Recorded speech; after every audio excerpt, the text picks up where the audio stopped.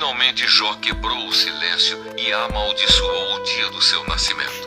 Jó disse: Maldito o dia em que nasci, maldita a noite em que disseram, já nasceu, é homem.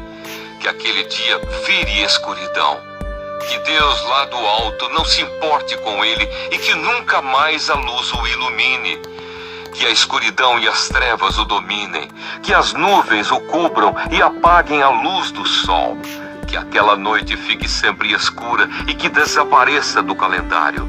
Que seja solitária e triste aquela noite e que nela não se escutem gritos de alegria. Que seja amaldiçoada pelos feiticeiros, aqueles que têm poder sobre o monstro Leviatã.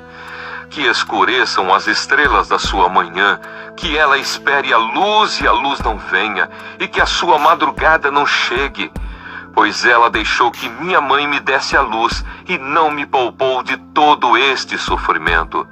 Por que não nasci morto? Por que não nasci morto? Por que não morri ao nascer? Por que a minha mãe me segurou no colo? Por que me deu o seio e me amamentou? Se eu tivesse morrido naquele momento, agora estaria dormindo, descansando em paz.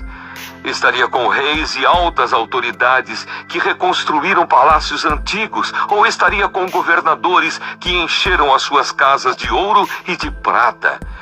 Se a minha mãe tivesse tido um aborto às escondidas, eu não teria existido, e seria como as crianças que nunca viram a luz do dia.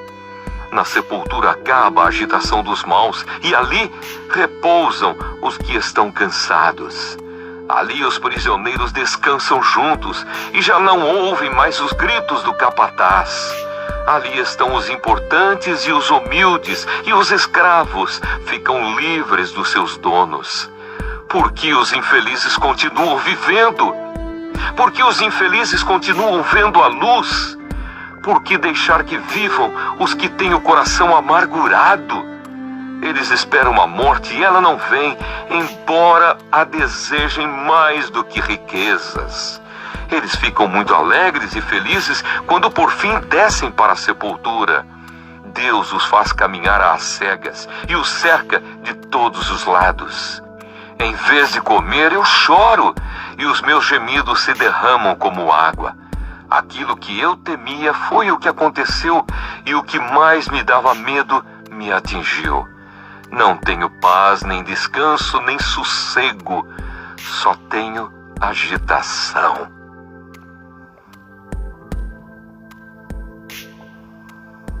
Jó, capítulo 4. Primeira fala de Elifaz. Chegou a sua vez de sofrer. Então Elifaz, da região de Temã, em resposta disse: Jó, será que você ficará ofendido se eu falar? Mas quem é que pode ficar calado?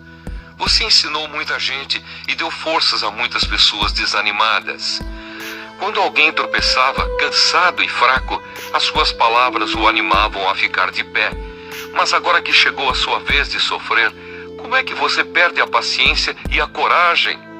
O seu temor a Deus não lhe dá confiança? A sua vida correta não o enche de esperança? Você lembra de alguma pessoa inocente que tenha caído na desgraça ou de alguma pessoa honesta que tenha sido destruída? Tenho notado que os que aram campos de maldade e plantam sementes de desgraça só colhem maldade e desgraça. Como uma tempestade, Deus os destrói na sua ira. Eles rugem como um leão feroz, mas Deus os faz calar e lhes quebra os dentes. Assim como leões que não podem caçar, eles morrem de fome e os seus filhos se espalham. Alguém pode ser correto diante de Deus? Veio a mim de mansinho uma mensagem em voz tão baixa que mal pude ouvir. À noite, quando as pessoas dormem um sono pesado, eu tive um pesadelo que me deixou agitado. O terror tomou conta de mim e o meu corpo inteiro começou a tremer. Um sopro passou pelo meu rosto e eu fiquei todo arrepiado. Alguém estava ali. Olhei bem, mas não pude ver a sua forma. Houve silêncio e depois ouvi uma voz que disse: será que alguém pode ser correto diante de Deus? Será que alguém pode ser puro aos olhos do seu Criador? Deus não confia nem nos seus servidores celestiais, e até nos seus anjos ele encontra defeitos.